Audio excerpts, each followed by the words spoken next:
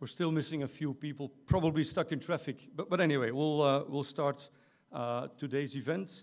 So distinguished guests, dear members of the broader maritime community, ladies and gentlemen, on behalf of the Belgian Navy and the Royal Belgian Marine Society, our co-host for this evening, a very warm welcome in a unfortunately rather wet and windy naval base. But such is Navy life. As we live in interesting times, and I would even say exciting times, characterized, for example, by the recent political events and recent political decisions. And by the way, if we had known that our Minister of Defense would wait till the Navy days to officially declare his strategic vision, I'm sure that Admiral Heren would have organized the Navy Day several months ago. But such is life. So times characterized by important political changes, but also by a rapidly changing and increasingly unpredictable security and safety environment, equally characterized by a fast-paced technological evolution that we're all witnessing, and then characterized by the strategic crossroads that lay ahead of us in the near and the distant future. We decided to kick off the VIP event with a panel debate. And our two guests for tonight are no less than Mr. Kaplan, a well-known and well-published, renowned best-selling author on foreign affairs. Mr. Kaplan has published several books, and in your booklet you can find a few of the titles. Mr. Kaplan flew in yesterday from the United States, so welcome to Belgium, Robert. Our second guest is no one less than Mr. Karel de Gucht, Minister of State and former EU Commissioner of Trade, amongst many other things, but also a warm welcome to the naval base of Zeebrugge, Mr. de Gucht. Jonathan Holslag unfortunately had an urgent other commitment. His brother is getting married tonight, so he had to prioritize. But we have an excellent stand-in, Mr. Jens Fransen, a journalist for national TV and national radio, and also very keen on defense matters. So he will be moderating the debate that will follow shortly. We've asked each of our guests tonight to take the floor and talk about 10 minutes about their insights and their viewpoints on maritime security and the maritime challenges in a broader scope. So this is how we envisage organizing the VIP event, the discussion panel. So I would like to invite Mr. Kaplan to take the floor and share your insights with us, sir. Well, thank you so much, Karel, for that lovely introduction. It's a pleasure and an honor for me to be here at this Belgian Navy base. Every time I come to Belgium, which is actually often, I always feel that this is really the heart of Europe. And that's what I'd like to talk about today. Let me start this way. The United States had a great naval theorist about 100 years ago, Alfred Thayer Mahan, which I'm sure many of you in the audience are familiar with. It's sad that Mahan is not read that much at the United States Naval Academy, but the Chinese and the Indians read him prodigiously and learn from him, and that's part of the new shape of the world and the new world order we're entering into. And one of Mahan's insights was that democracies do not do well at planning for the future because democracies are about present instant gratification of the voters.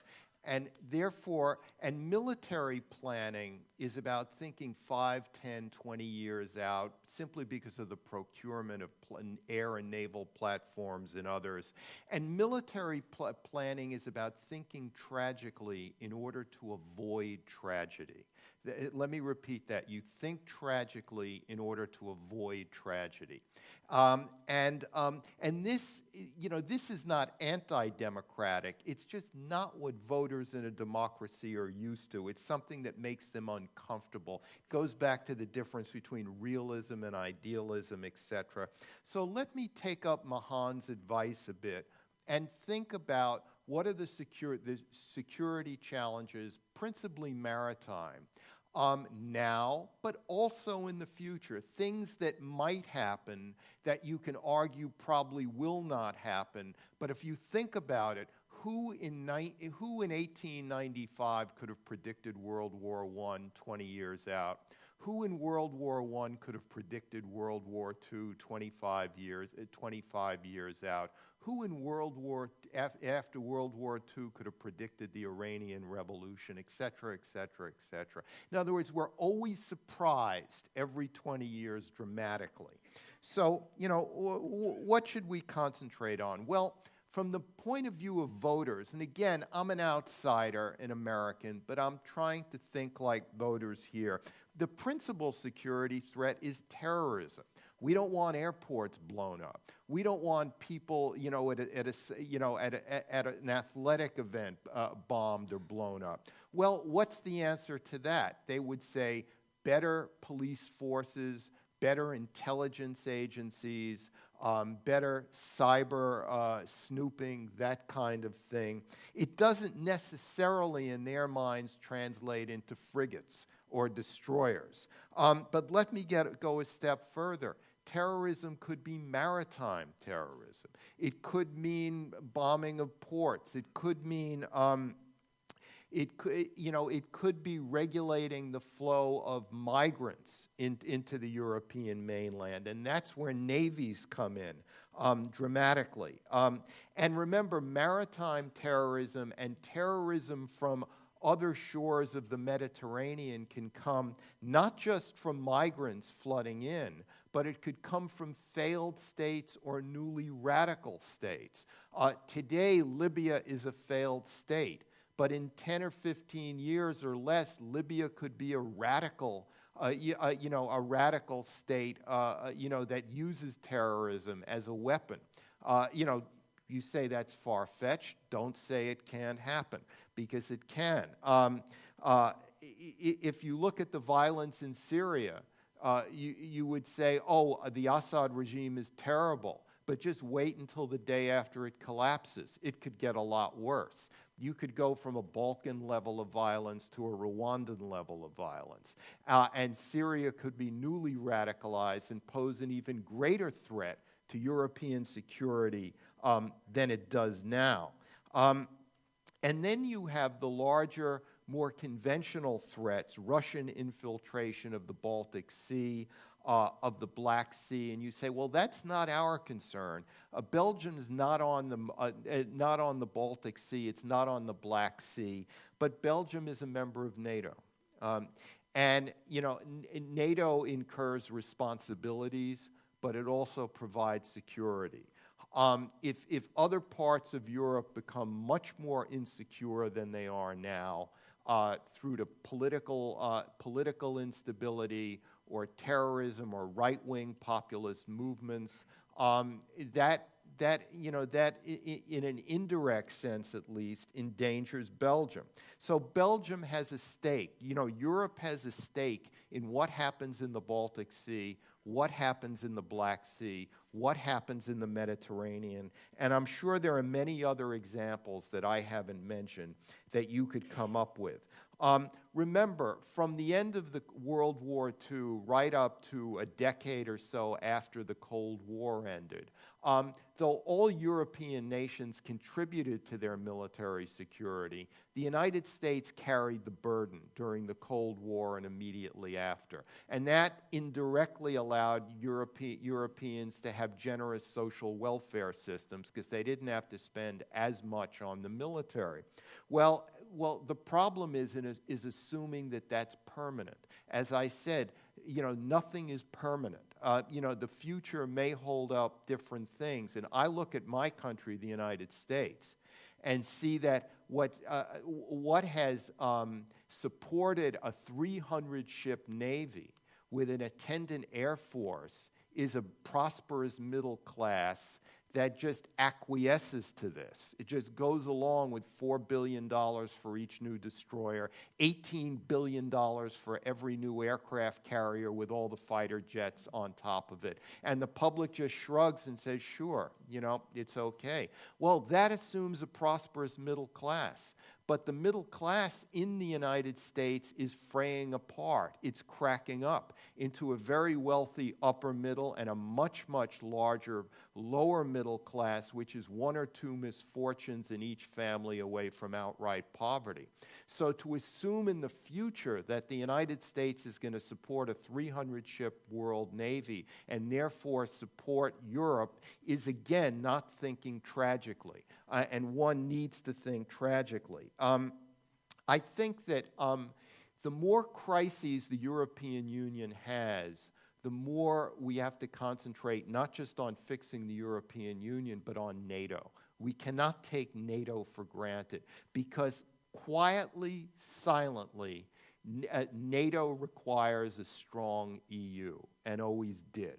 Because NATO requires a united Europe. But what really provided a united Europe, because NATO is just a military security organization, it was the European Union, essentially. So a weaker EU endangers NATO, in my opinion. Again, if not directly, then indirectly, and that means concentrating more on NATO. Collective security is something that has to be held dear. It has to always be fought for. It cannot be taken for granted. I recently participated in a war game on the Baltic Sea. It was about a Baltic scenario where the Russians grab off part of an eastern part of one of the three Baltic states, and it was held in Washington, and it was an all-star cast. You had someone who could be the future Secretary of Defense playing the American side. You had Russian experts playing the Russian side. You had Swedish diplomats playing the Scandinavian side, and on and on and on. And the results of the war game was that within a few days, Russia grabs off part of the Baltic states, holds its arms like this and says, all right, NATO, you escalate. We dare you to escalate. So the question of whether Europe would come immediately to the defense of an Article 5 violation is open for debate, and it becomes more difficult if Europe itself is divided or becoming more divided. These are all reasons, I believe, why we need a strong EU and a strong NATO. So you have to ask, what will the Belgian Navy, just for example, work indirectly with the United States and Romanian Navy to counter Russia's Navy in the Black Sea? You say, but we don't care about the Black Sea, but that's collective security. The Black Sea, by the way, is becoming a point of rivalry and of conflict.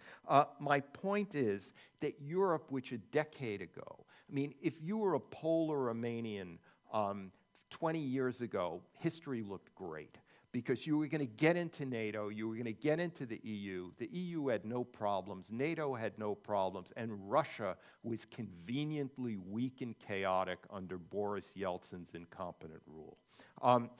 It's not that way today. The EU is in crisis. NATO may be fragile, and Russia is no longer weak and chaotic, though it may be so in 10 years. It isn't today. And so Europe, which 10, 20 years ago looked small because everyone was together, it was an emerging superstate from Iberia to the Black Sea, Europe now looks vast. If you go through the eastern countries, Poland's drifting into right-wing populism, a bad form of right-wing populism. Hungary's neo-authoritarian. Romania is relatively weak with extremely high levels of corruption. Serbia and Bulgaria are undermined by Russian infiltration. So Central and Eastern Europe are really in crises. The European project, particularly the European Union, is a challenge. It's a great ambition to bring countries with different imperial legacies, meaning different developmental legacies, different cultures together, and it has to always be fought for. And I think that, ironically as it sounds, or counterintuitively as it sounds, alliances are more important now than ever. They really are, because a Europe without an EU A Europe without NATO would not be a prosperous and free and democratic Europe. The countries may be officially democratic, but the people they elect would be very troublesome, in other words. So when you think of, let me end, maritime security, security of the Mediterranean, of the North Sea, of the Baltic Sea, against both conventional and unconventional threats at the same time. Navies are critical, and one of the reasons why they're critical and problematic is that the public doesn't see navies, especially in my country. We're a continental country. Unless you live by a seacoast, you never see a warship in your whole life. So it's an abstraction, essentially. A navy is something you take for granted until one day it's not there anymore. And suddenly you say, where's the Navy? Just when we need it. And I'll end here just saying, in order to avoid tragedy, we have to think tragically. Thank you very much.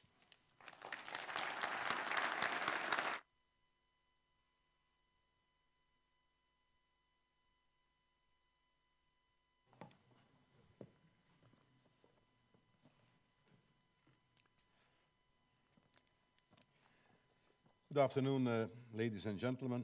First of all, many thanks for the invitation. It's a pleasure to be here in Zeebrugge and join this panel with Robert Kaplan, who is a keen observer of geopolitics and how geography and seas influences the making of grand strategies, a theme that becomes more salient with every year that goes by.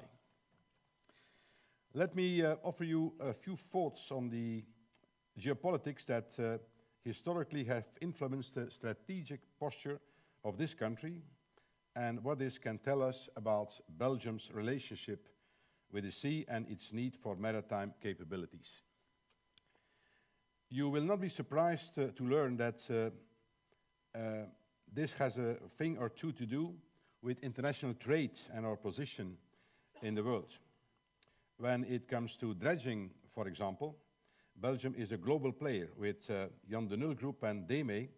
It is home to two of the five largest international companies in the dredging business, a crucial activity for facilitating the global flows of trade and spurring economic growth. Much of the wealth that we enjoy here is generated in our ports. Yet it has also to do with security. Conflict tends to be bad for commerce, and trade is critically dependent on the freedom of navigation at sea. Unfortunately, this is not self-evident. But first, a couple of words on the history. Historically, security threats to Belgium came over land, and later also from the air. Since independence, this country has been twice invaded, occupied, and bombarded. It's only natural, therefore, that Belgium's strategic culture has developed principally in these two dimensions. Across the sea, we have found an escape hatch, setting up our shop of government in London, the hour of the greatest need. And from across the sea, we have received assistance for rebuilding the continent after 1945. So the air-land focus of the Belgian armed forces does not mean that the Navy has no role to play. When Belgium co-founded the North Atlantic Treaty Organization in 1949, the deal was clear. Continental Europeans would focus on developing adequate ground forces and air defenses, but they would also patrol their coastal approaches so that the US Navy and the Royal Navy, in command of the oceanic lines of communication, could ship in reinforcements as needed. And this division of labor was codified in the very first strategic concept of the alliance.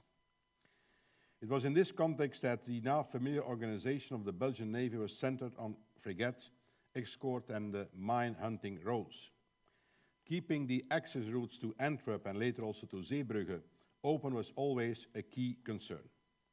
And while the naval aspects of the Cold War are nearly forgotten, the wealth and prosperity that our ports have generated is very much with us today.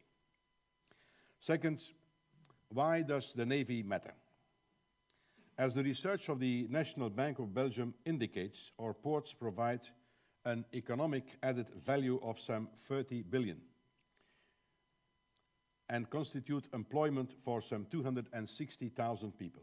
That makes for 2.9% of the Belgian domestic employment. And the Port of Antwerp alone accounts for some 5% of Belgian GDP in added value. The affluence this generates is critically dependent on global connectedness. Our maritime interests do not stop with professional reception of all incoming traffic. With approximately 250 ships sailing under the Belgian flag, we operate a sizable commercial fleet across the world. In terms of volume, that ranks Belgium as a flag state on the 20th place worldwide. And as these ships tend to be state-of-the-art, be it in transport or in dredging technologies, they constitute a mobile and material components of our economic and diplomatic network. There still are very significant commercial opportunities to be tapped. TTIP, for example, the agreement with the United States, could enable Belgian dredging actors to start operating in North America. So far, US dredging companies have been shielded from competition by the Jones Act of 1920, which restricts transports between different US ports via American waterways to US flagships built in the US with only American crew. If this, Mr. Kaplan, is not protectionism, then what is it? Despite the world of opportunity that is out there, global trade is not immune from being disrupted. If our wealth and prosperity is so much tied up with global commerce, this implies that any potential breakdown of free navigation would herald dire consequences. Just as terrorism can disrupt our economy on land, a bitter reality we still feel today a great cost. Third, some thoughts on naval matters. Even as the global economy is more interconnected than ever before, it is clear that the world is changing. In East Asia, emerging economies have invested a very considerable amount of their resources in developing shipping capacity and the means to secure that investment. The troublesome similarities this bears to the naval arms race between the UK and Germany at the start of the 20th century have already been widely commented. In Eastern Europe, the prospect of free trade between Ukraine and the EU has made some people in Moscow very anxious, to the extent that we now witness open conflict in Ukraine and a growing militarization of the Baltic and the Black Seas. And as our hosts here in Zeebrugge know all too well, these developments have naval implications that come very close to home. In November 2015, a convoy of Russian warships glided past our coast on its way to Syria. It was escorted by a Hunter submarine, something that we have not witnessed in the past 25 years. Even as naval power has made a dramatic comeback, Western navies have shrunk considerably. If you think about the fact that even the US, the Sixth Fleet, counts no more than 5 ships permanently assigned for all the seas around Europe and Africa combined, you know what time it is. The combined capabilities of all European navies are equally hard-pressed, as we are finding out to our dismay when large numbers of migrants try to cross the Mediterranean in desperate conditions. Given that the United States itself is overstretched and allocating a growing share of its naval resources to the Asia-Pacific, Europeans will need to step up to the plate. And the more they can trust each other and cooperate, the more output can be generated from a limited set of resources. Given where we are today, that situation of doing more with scarce resources will persist. So the question is, where do we focus our efforts as Belgians and as Europeans? First, the ability to secure our ports and coastal approaches is self-evident. Second, the ability to police our extended neighborhood at sea is key. Most importantly, this will require a profound reappreciation of anti-submarine warfare. The alarming growth of subsurface arsenals outside the Western world arguably constitutes the single most important threat in terms of international maritime security. Attack submarines are not meant for protecting trade or for keeping the peace. They are built for a single purpose, to hunt and disrupt an opponent at sea. Third, the ability to influence the naval balance further from our shores should not be neglected. Not so many years ago, the upswing of piracy taught us that maritime presence in the ocean, in the Indian Ocean, can suddenly become a great deal.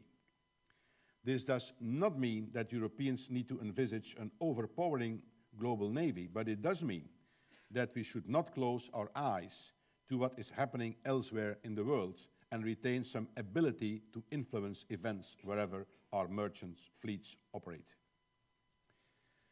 The key challenge in the European context is that all member states need to bring real capabilities to the table, proportional to what is required at the aggregate level. The European global strategy that High Representative Vice President Mogherini has presented earlier this week provides some guidance in this regard, but the European level of ambition would need to be made more explicit. In an ideal world, the UK's Royal Navy would play a central role in this, with the new Queen Elizabeth-class aircraft carriers entering service from 2018, and the replacement of the UK's independent nuclear deterrent coming up. The Royal Navy will reaffirm itself as the most powerful and most globally oriented European navy. And while it may be too early to draw conclusions on the UK's future orientation, Brexit serves as a good reminder that strategic shocks can never be excluded and can, for example, influence the naval balance. Conclusion. We do not know what the future will bring, but history does not just unfold without anyone having control. It can be actively shaped. Through all our commercial engagements at sea, we are doing so. We contribute to our own prosperity. Given that prosperity and security go hand in hand, it is time to plan ahead for our future Navy as well. For Belgium, that means working with partners as much as we can and bringing real capabilities to the table. Thank you very much.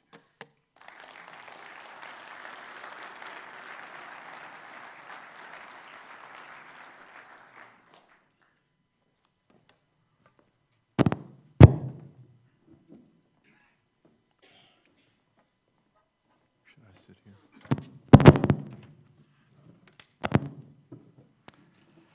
Thank you very much, Mr. De Gucht and Mr. Kaplan. Mr. De Gucht, let me start with a question to you. Thank you for your insights on the importance of the Belgian Navy. Yet, when we look at the strategic vision that has just been published, it was your party that did its utmost best at a certain moment to cut the wings of the Navy. For instance, your current party leader said a year and a half ago, maybe we should not invest in new frigates. You are now a little bit more detached to politics, but how could such a mistake happen?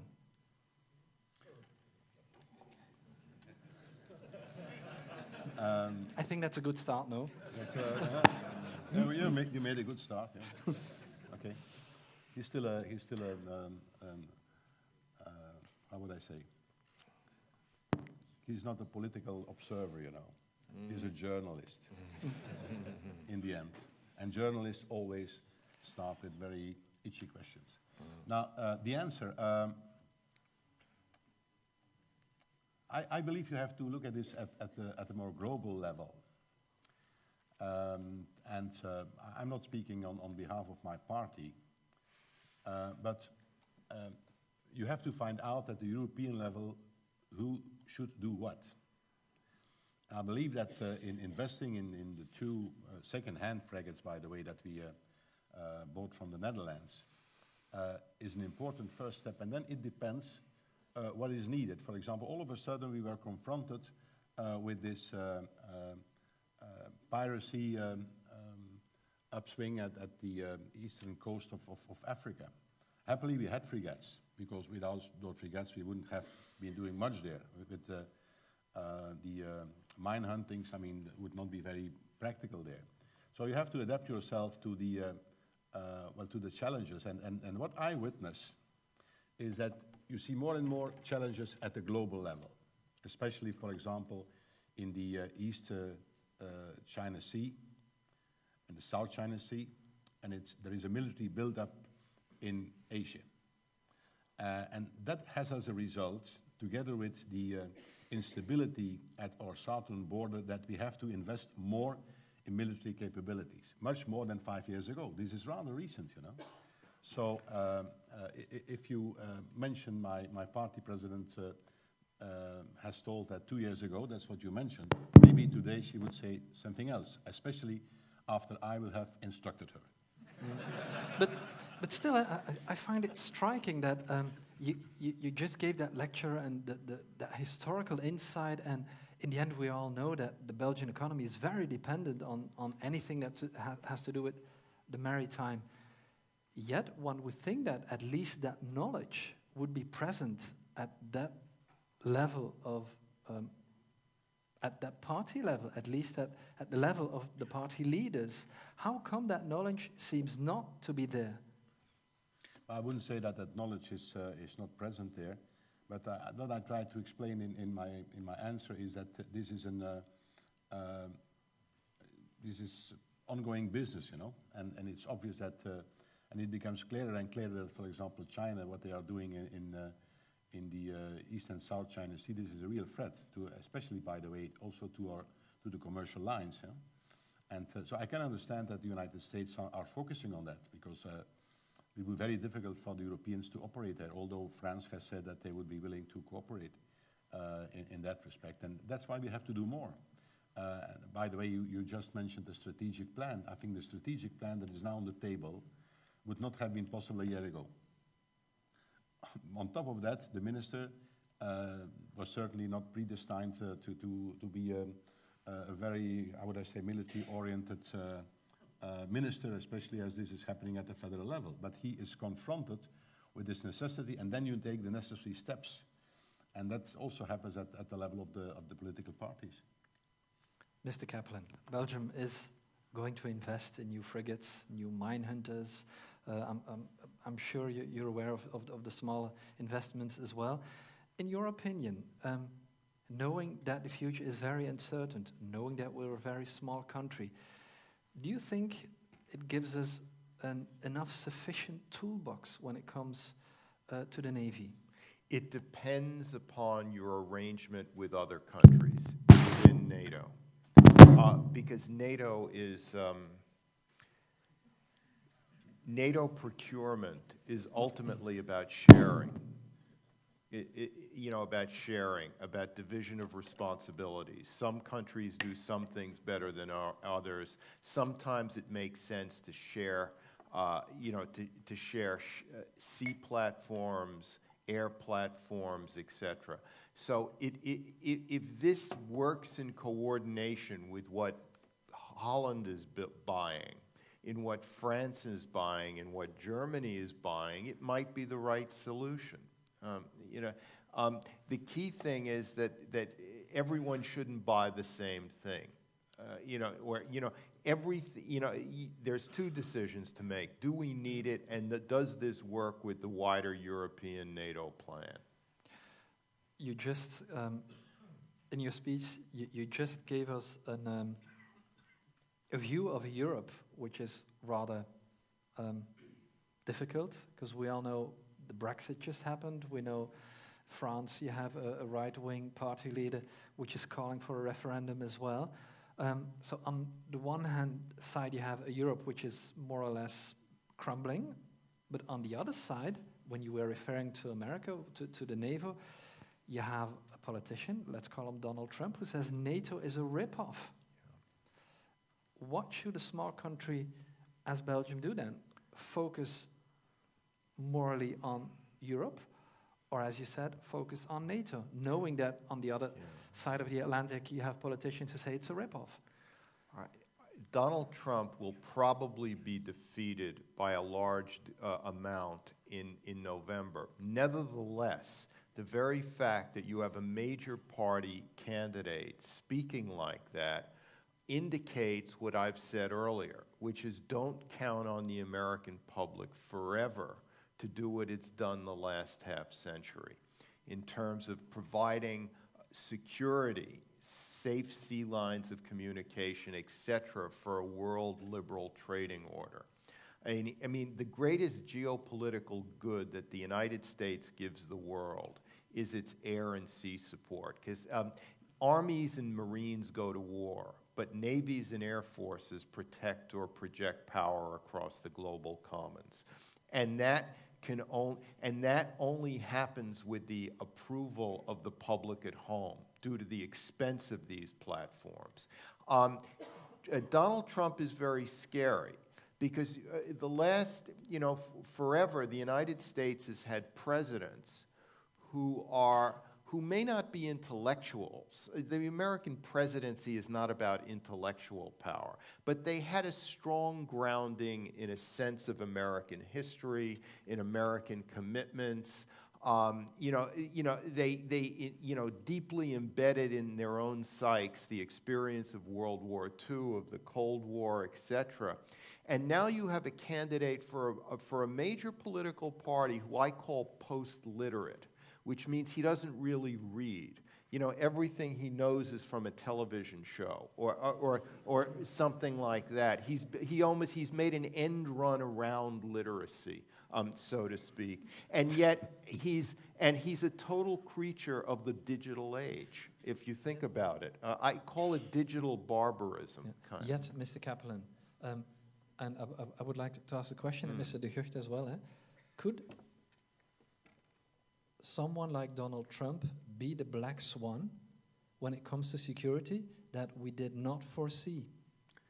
Could. It's certainly possible. But as I said, if you look, an American presidential election is like a theater campaign in World War II, the European theater, the Pacific theater. It requires immense organization over 50 states simultaneously.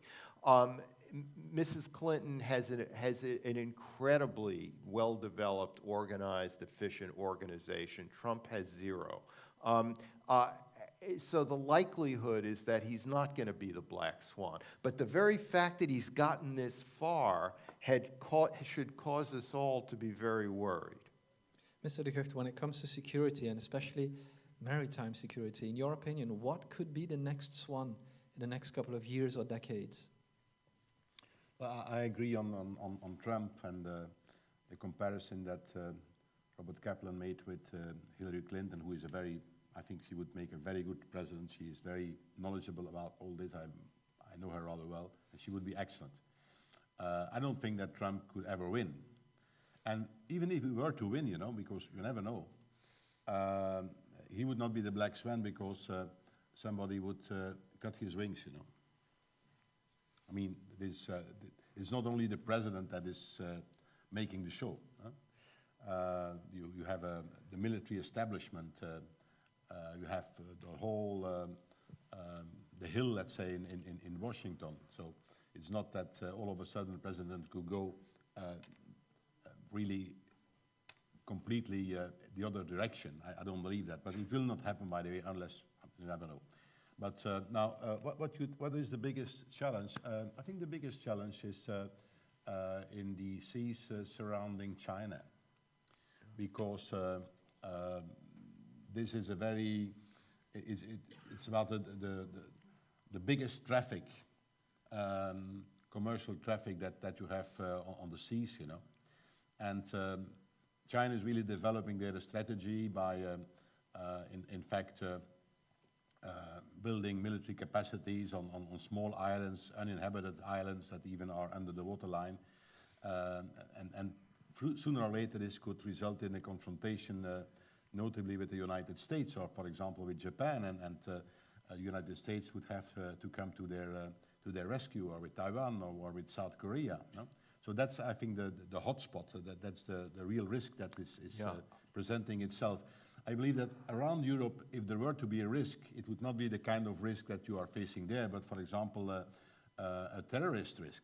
That exists, and it would have a major impact, but not, like, let's say, at the order of magnitude that we could be confronting in the seas surrounding China. I would just like to add that we live in a very interconnected world. Technology has not defeated geography. It's only made geography more claustrophobic. So that what happens in the South China Sea affects perceptions of security in Europe and everywhere in the world. And and while it's neither in America's interest nor in China's interest that there be a military conflict, China's goal is to gain dominance over its adjacencies without ever having to fire a shot at the United States, because it's at least a generation behind the U.S. Nevertheless, we all know in history there are times when conflicts start, even though neither side wanted it. And a military conflict in the South China Sea would unnerve Europe, I believe. Mr. Kaplan, you were just mentioning technology. Politicians tend to claim that technology will solve any budget constraints in a way like unmanned systems, cyber. They are cheaper, they're faster, they're better, and they can solve the budget problem. Do you think that's true? I am not a techno-optimist. I don't think the world is going to be more peaceful because of technology. Look, technology brought us, I think it's brought us Donald Trump. It brought us, it brought us the anti-democratic upheavals that followed the Arab Spring. You know, people said the Arab Spring never could have happened without social media, and I would say that the collapse of Libya and Syria, etc., also could not have happened without social media, because technology is value neutral. It could be used by bad actors as well as by good actors. And though technology can upheave, can destroy a system, can dismantle a system, it doesn't necessarily allow people to form an alternative bureaucratic pole of control and power. So technology is deeply destabilizing. It has some good effects, but to think that technology has a moral value, I think, is a very ahistorical way to think. Technology is amoral. Mr. De Gucht, on the one side, we have had the terror attacks in March in Belgium. On the other hand, you still feel that even after the attacks, for some reason or another, the Belgian army, the navy, the army does not have a lot of friends, not in the population, let alone when it comes to politicians. Although I think most people do recognize that the army, in one way or another, is a kind of an insurance. But how come the lack of support of the army? How would you explain that? I think it's very recent that we, and the general public gets again convinced that we need an army. I mean, 5 years ago, everybody was of the opinion that we simply didn't need that, you know. Most of the people fought in that direction. Now, what happened especially in the Mediterranean, people realize, and also with the terrorist attacks that we experience, that we have experienced in Brussels, but that we experience all the time, people get convinced that yes, we need an army, and that, for example, we need special forces, etc., etc. So I think that the mood is changing. Now, having said this, as a Minister of Foreign Affairs, I have worked with the Belgian army, and although it's a small one, I have always experienced that they are top of the bill. I mean, are very good. And that's also the appreciation they have in the international surroundings, you know, in the national media.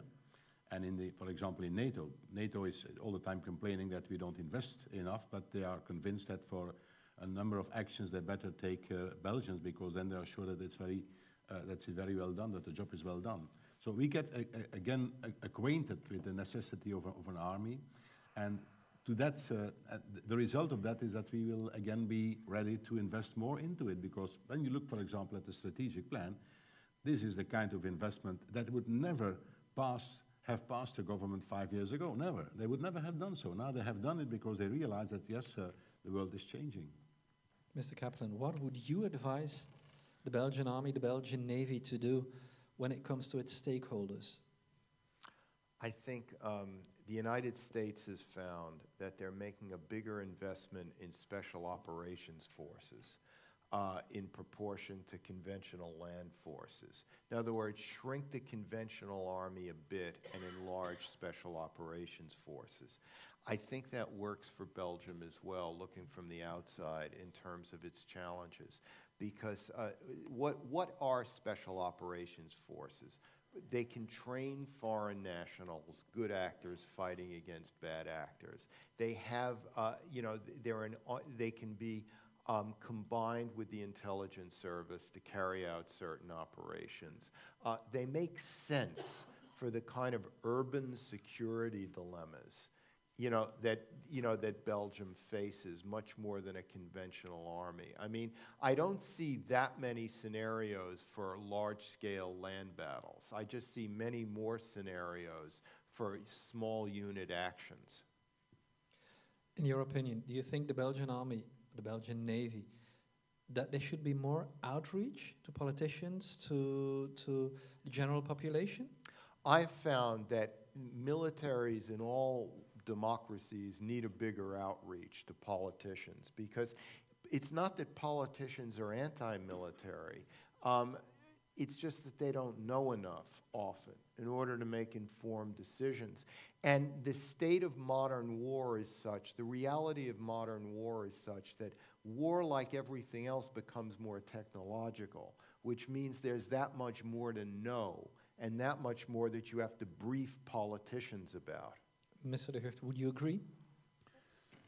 I'm not sure that there is that much criticism, because the Belgian army has been active, for example, in Kosovo for years, also in Afghanistan, and sometimes in rather dangerous situations, also in the Middle East.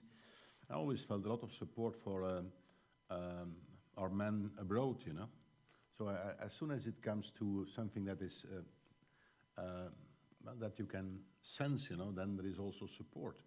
But I repeat that until recently, most of the population was of the opinion, why would we need an army?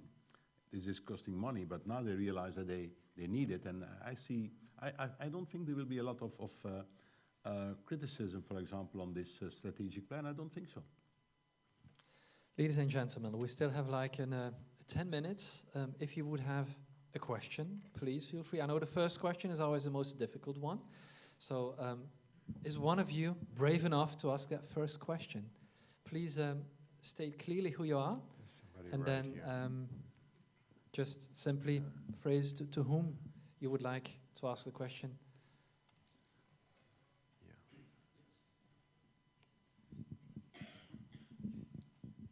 George Hearn, Commanding Officer of the Belgian Navy. I have a double question. The first question is to Mr. Van der Gucht.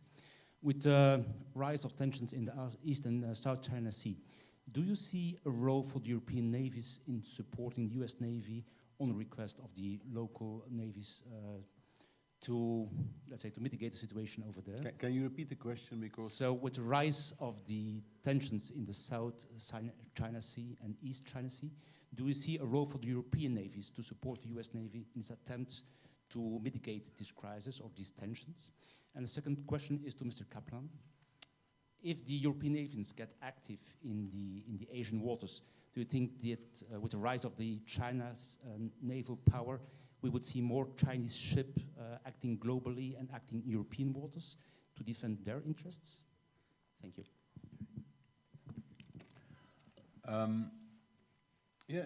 As I think so. A couple of weeks ago, President Hollande said that we should have more patrol forces there. And I'm just coming back from Asia, being in Vietnam and in Singapore. And the relationship, of all these neighbors of China is very, very strange, because on the one hand, they are afraid of China. On the other hand, they realize that China is there and is not going to move, And I'm pretty sure that they would very much welcome that they see more European naval presence there.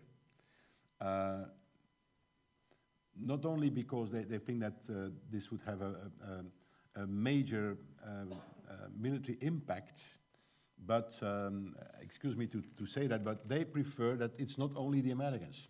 That's also their mental approach they have in that region. No? So I think it would be good that we have more naval presence there. Now, your second question, that who is in fact addressed to Mr. Kaplan, but let me also say a word on that. I give the introduction and he gives the real content. Yes, I think so, because you have this string of pearls, you know, and if you look at the Silk Roads that the Chinese have been designing, and you put it together with the string of pearls, which is in fact the possibility of Chinese naval presence in ports, you can put it one on another and it's identical, you know. So they make that link. Yes, they will have more naval presence globally in the future. I think that the very reason China is trying to dominate the South and East China Seas in the first place is because China wants to be a global navy. China wants to do in the South and East China Seas exactly what the United States did in the Caribbean in the 19th and early 20th century. Remember, American foreign policy essentially, as a global power, essentially began in the Caribbean. Once the United States gained strategic dominance of the greater Caribbean, it essentially had dominance over the hemisphere. And once it had dominance over the hemisphere, it could pivotally affect the power balance in the other hemisphere. And that's what the history of the 20th century was all about. America tipping the balance in 2 world wars and the Cold War. It all began with the Caribbean. China wants to do similar in the South China Sea. It feels that if it can dominate the South China Sea, it suddenly becomes not just a one-ocean power, a Western Pacific. It becomes a 2-ocean power, the Western Pacific and the Indian Ocean. And so if China did not want to be a global navy, it would have nothing to do really with the South China Sea. This is all what it's about, whether the Europeans are there or not. However, Mr. Kaplan, let me ask you a very practical question on this one. Assume that you would be, as Mr. De Gucht was a couple of years ago, that you would be Minister of Foreign Affairs and you have to sign off a mission for another 4 months in front of the coast of Libya, or a mission in front of the coast, let's say Vietnam or somewhere in Southeast Asia. What paper would you sign? I would sign the Libya paper, because that's a more immediate security, that's a more immediate and direct security challenge. Of course, the Vietnamese and the Filipinos and others would like other navies to be there than the United States. The more the merrier to balance against China. So it would be counterproductive for them to say, no, we don't want you there. But at the same time, they expect the United States Navy to do the balancing for them. I mean, the United States fought a very bloody war with Vietnam. Yet now the Vietnamese are inviting American warships and planes back to Vietnam. Is it because the Vietnamese love us? No, they want to use us, you know? They want to use us against China. So as I said, it would be nice if European navies could be deployed to Asia, but the Mediterranean is a more immediate concern. It's a NATO concern. It's an EU concern for a whole bunch of reasons we could go into. Next question, please. Sir. Thank you. Pascal Heijmen, Diplomatic Director to the Minister of Defense. I'm sorry for that. Let me maybe bring us to one issue which we haven't so far discussed, which is the High North, which is not too far from here. And looking at both of you in the panel, I think you would probably have a view on how that looks like for future shipping lanes, for instance, commercial lanes, obviously with the changing of the climate. We see a very active Russia putting back into installation its military bases and so forth in the High North. Today I saw in the news that the US signed over a deal with Iceland to return to Iceland on a permanent basis. So we're seeing countries returning in that zone. Yeah. How urgent is that issue for you, and how much do you think this will play a factor for Belgium? It's interesting. I have an essay in today's Wall Street Journal where I say we should stop using the acronym NATO and go back to the North Atlantic Treaty Organization. The words North Atlantic have been forgotten over the decades. That's the damage that acronyms do to the English language. And the reason is because that's how it was originally founded. And what has to be prevented is not Russian use, but Russian domination of the high north. It's why Norway puts so much money into its military. It's why, if you go to the Norwegian Foreign Ministry or the Norwegian Defense Ministry, you'll see maps of the Arctic all over the place. And it's because of that. It's why I think Canada hopefully will be spending more on its defense in the future. Because the high north is where all the longitudes come together. So that Canada, Norway suddenly become close neighbors of Belgium, the further north that you go. And if you are going to have global warming, you are going to have greater use of shipping lanes in the high Arctic. And remember what navies were originally for, to protect trade. It's ultimately all about trade.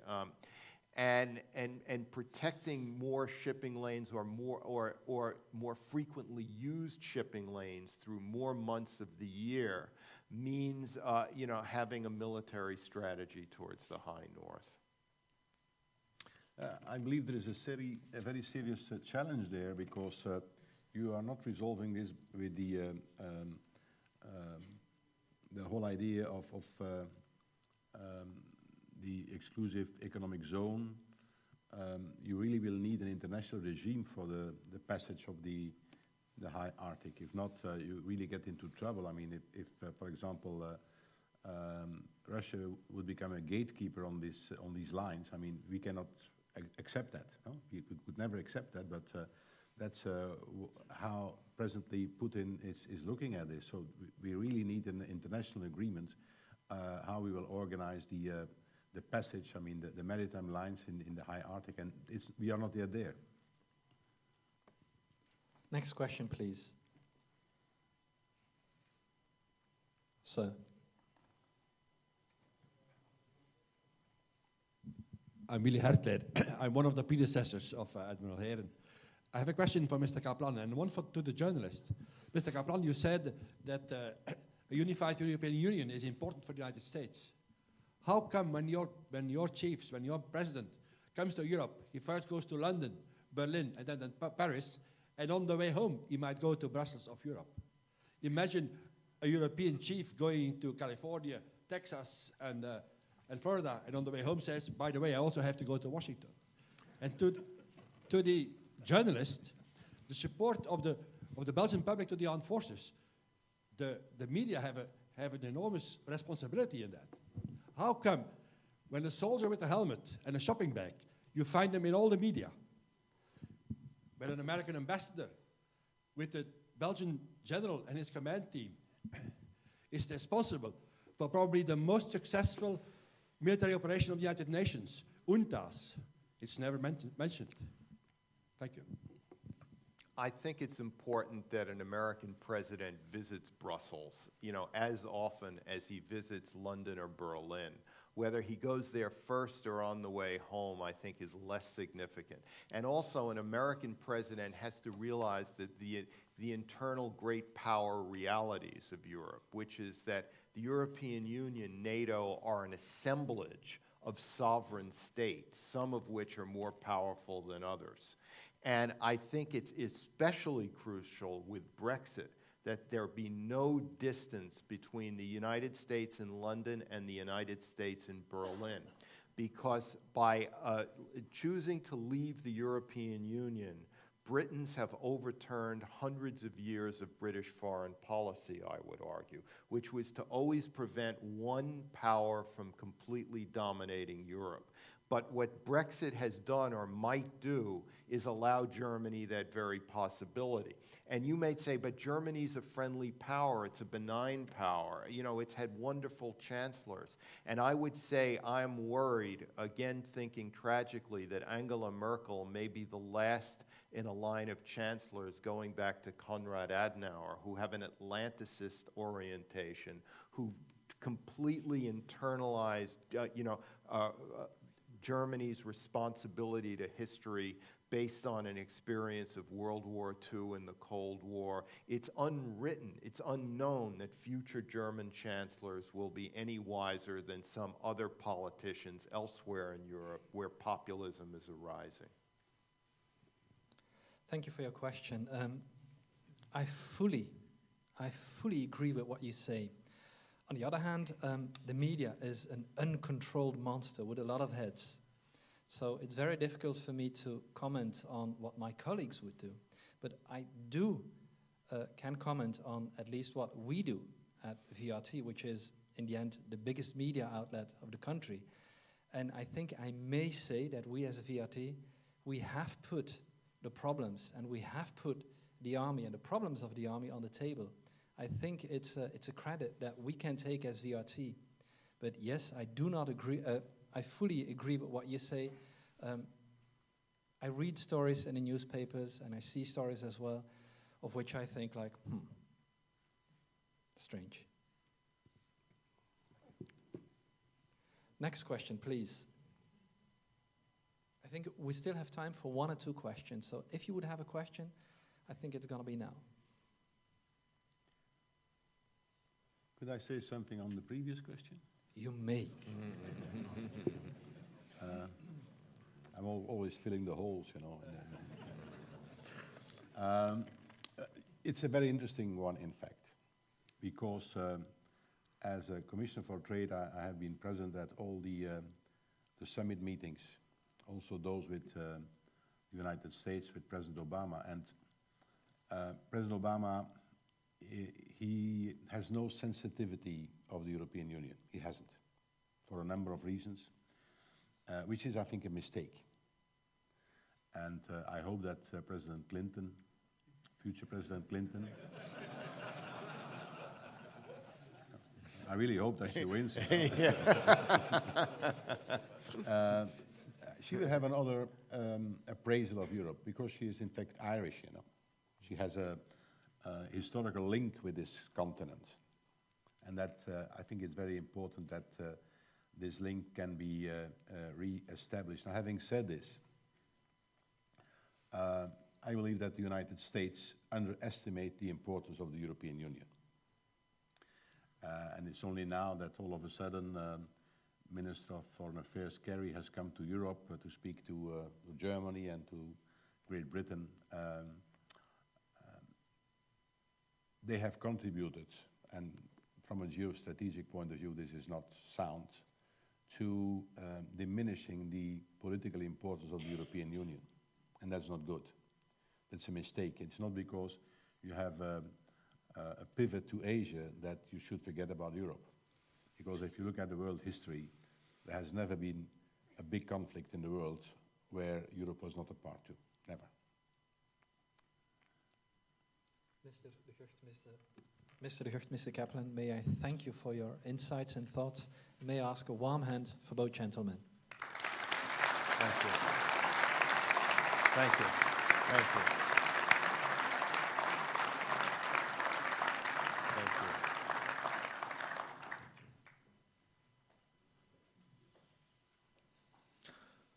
So I would like to give some conclusion remarks. As State Minister De Gucht said in his introduction, the world is changing, and the world is changing quickly. As we have just heard, the challenges of a shared security in a century seeking stability are at the same time various and quite diversified. This makes obvious that we need strong nations, and Mr. Kaplan in his introduction too said it. We need strong nations in a strong European Union, working in a strong partnership with NATO and with the US and other countries around the world. So to conclude our brain work of this afternoon and to build some bridge with the next steps of the program, it's my pleasure to relay to you the support of the scientific community that is also necessary to face challenges that we have to deal with. Within the framework of the Navy Days of this year, this support consists in insisting on the importance to go ahead with the action already conducted by the Belgian Defense and in casu by the Navy in the quest of systematic innovation. This innovation, this systematic innovation, is based on the convergence of the ideas of four indissociable partners. First of all, the users of the today available tools, which manage to do better and more with those tools. And they are often or inventors, or they are those which can indicate at the best how to improve the instruments existing today, as engines, as weapon systems, and so on. A second important partner is the public decision makers, who have the possibility to investigate, to support the efforts of the users, and by their decisions to give the right orientations at the right time. Third partner, the companies. The companies can at the same time take advantage of the lessons learned from sailors, shipping men and navy men, and improve their products that can be used by the maritime world. Same manner as the improvement of racing cars can also make it possible to improve your and my personal car. And at least the open source innovators, were the scientists, for examples, but not only, can also add their contribution to that brain work. And I can be their spokesman today to say that our universities and our high schools are ready to help there with you. But I'd like to conclude with authors as Michael Mulqueen or Terry Warburton that, and I quote, by adopting systematic innovation models, a small navy can accelerate latent and active innovation. It can thus be better positioned to move from being a net consumer of state resources to a producer or enabler of wealth in the interest of the states and citizens it serves, end quote. I think that our Belgian and Dutch navies, as well as our companies, are perfect examples of this power of systematic innovation.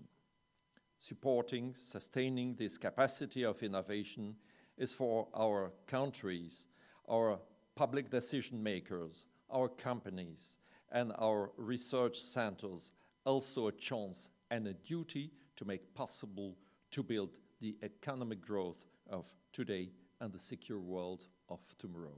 I thank you.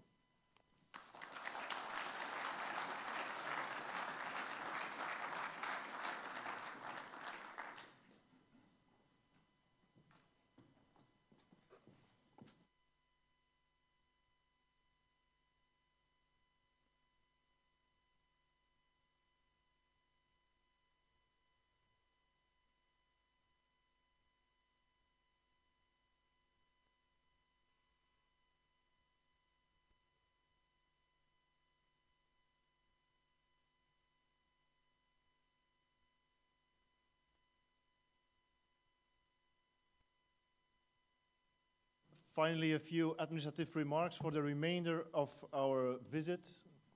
From here on, we will split into 3 groups. We have group black, group yellow, and group red. And the group in which you are is indicated in the back of your VIP card. It's the front rows are group black, then red, and then yellow, and then red. The black group will first visit the villages. It's an exhibition of partners from the industry next to the mess complex. So they will start there. The yellow group will start the demonstration on board the Leopold I, our frigate. And the last group, the red group, will start with the visit of the submarine, who is next to the Leopold. Please follow your Navy guides, who will show you the way. I would ask the black group to leave via the exit here on my left-hand side, and the other ones back. Have a good visit. Thank you.